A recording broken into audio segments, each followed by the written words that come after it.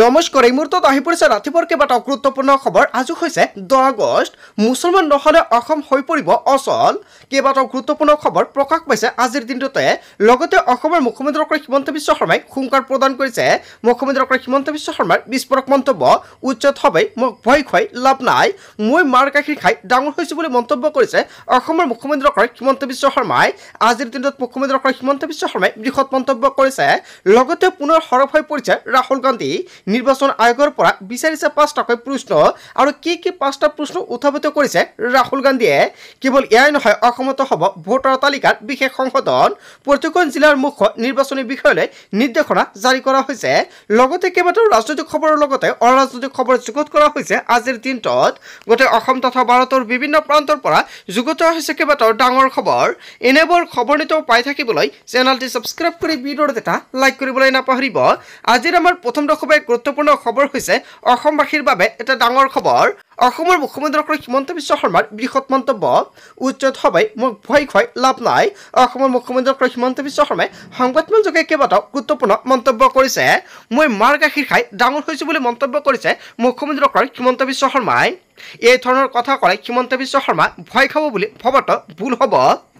কোনে নগা অসমত প্ৰৱেশ কৰা নাই হয় বন্ধুসকল কোনো নগা অসমত প্ৰৱেশ কৰা নাই কিছুদিন আগতে এটা ভিডিঅ' ভাইৰেল হৈছিল যে নগাই দখল কৰি আছে উৰিয়াম গাৰ্ড আৰু তাৰ পিছতে অসমৰ মুখ্যমন্ত্ৰী ডক্টৰ হিমন্ত বিশ্ব শৰ্মাই স্পষ্টীকৰণ প্ৰকাশ কৰিছে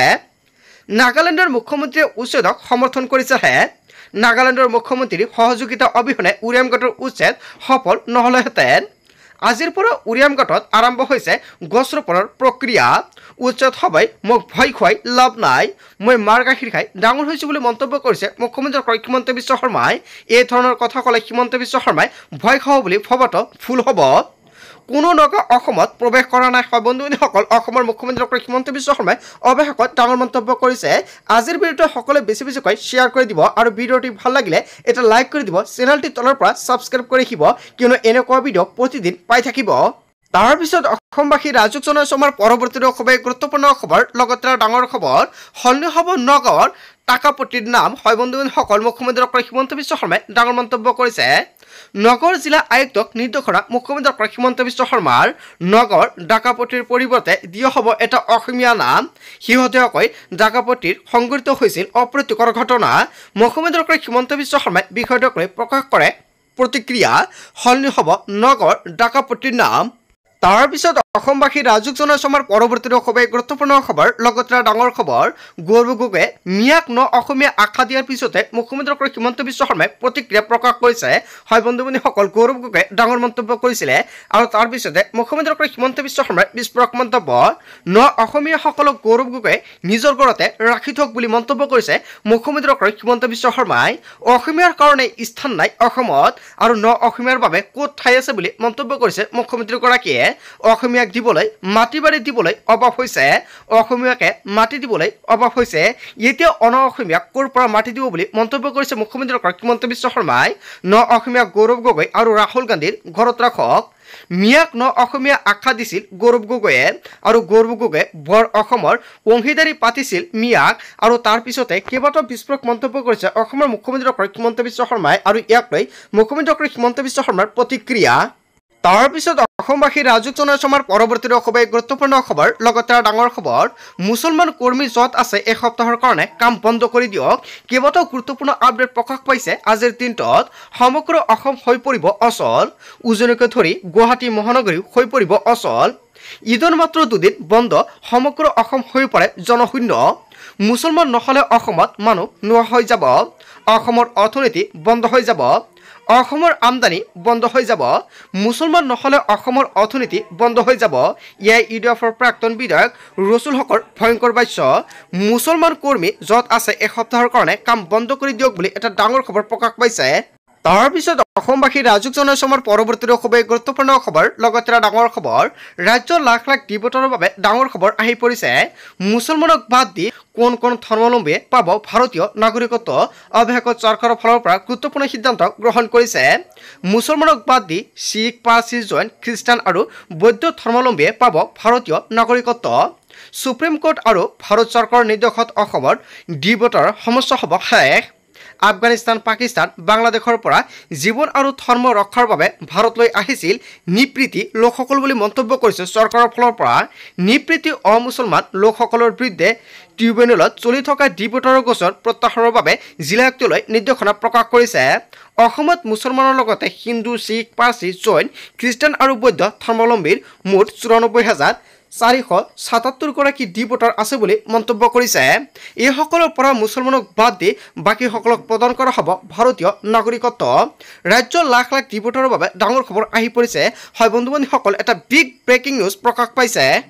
তাৰ পিছত অসমবাসী ৰাজ্যক জনাইছে আমাৰ পৰৱৰ্তী খুবেই গুৰুত্বপূৰ্ণ খবৰ লগতে ডাঙৰ খবৰ শৃংখল চলিহা যদি সন্মান আছে তেন্তে তেওঁ সংগঠন ত্যাগ কৰক কেইবাটাও গুৰুত্বপূৰ্ণ মন্তব্য কৰিছে হয় বন্ধু-বান্ধৱীসকল অখিল গগৈয়ে কেইবাটাও ডাঙৰ মন্তব্য কৰিলে শৃংখল চলিহাৰ যদি সন্মান আছে তেন্তে তেওঁ সংগঠন ত্যাগ কৰিব কিন্তু কিছু সংগঠনৰ নেতা কেৱল সংগঠনৰ টকাৰে চলে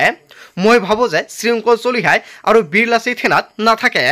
তেওঁৰ যদি আত্মসন্মান আছে তেন্তে তেওঁ নিজেই ত্যাগ কৰিব বুলি মন্তব্য কৰিছে অখিল গগৈয়ে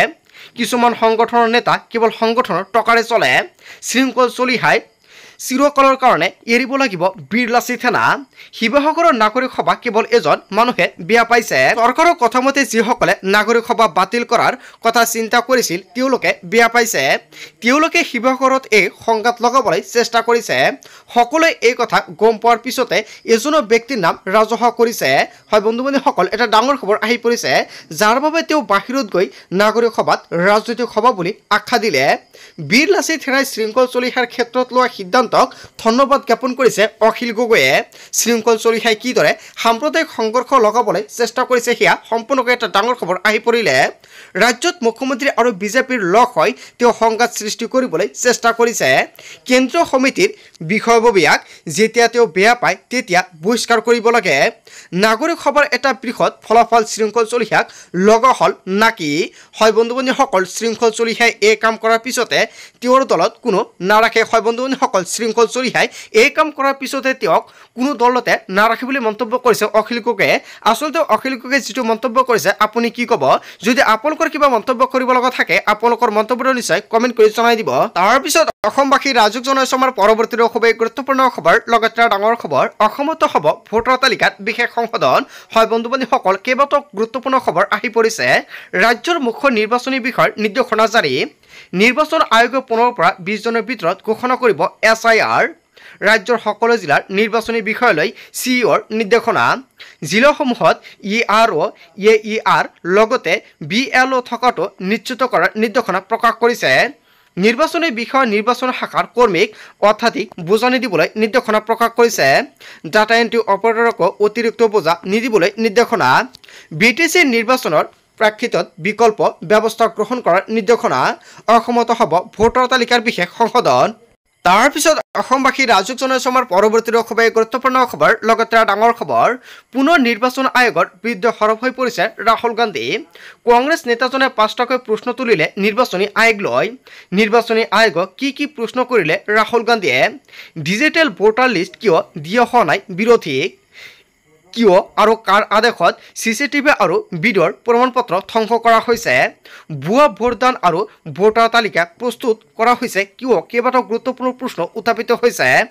বিৰোধী নেতাক ভয় আৰু ভাবুকি কিয় দেখুওৱা হয়